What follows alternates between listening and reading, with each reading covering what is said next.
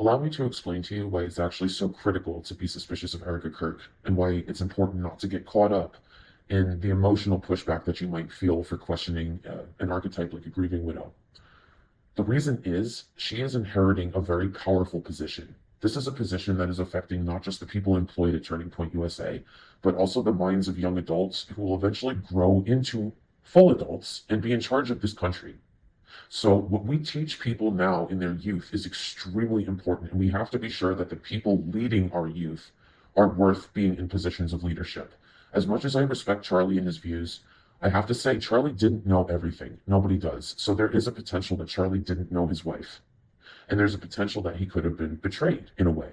So, these are things to keep in mind. Whether or not he wanted her to inherit the business, is it good for the public? This is the question you have to ask first. It's not about what he wants, if it's going to impact so many other people in a negative way, potentially.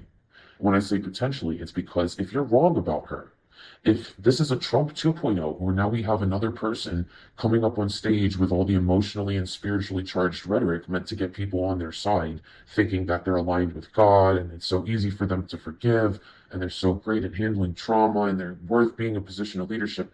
If we fall for this again, and there is a snake in the grass in Turning Point USA leadership, corporate leadership, this will have devastating effects on our society. People are at a very vulnerable time right now mentally, and they're looking for leadership, they're looking for guidance. So, people like Erica, it is reasonable to assume that they could be corrupted by money, by bribes, like I said, by the same forces that potentially had Charlie removed.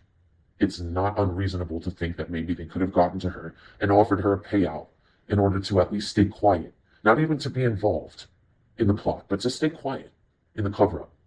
That's what I'm starting to think. And so judging off of that and judging off of the fact that I have a bad feeling about her that makes me sick to my stomach and there's energy dissonance going on, I feel that this is extremely important to bring up. And it's really critical to cast your ire at her because of the position that she's inheriting, not even because of a personal vendetta, just because this will have serious implications on society.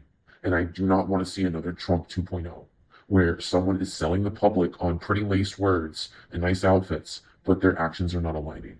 And it betrays us later on.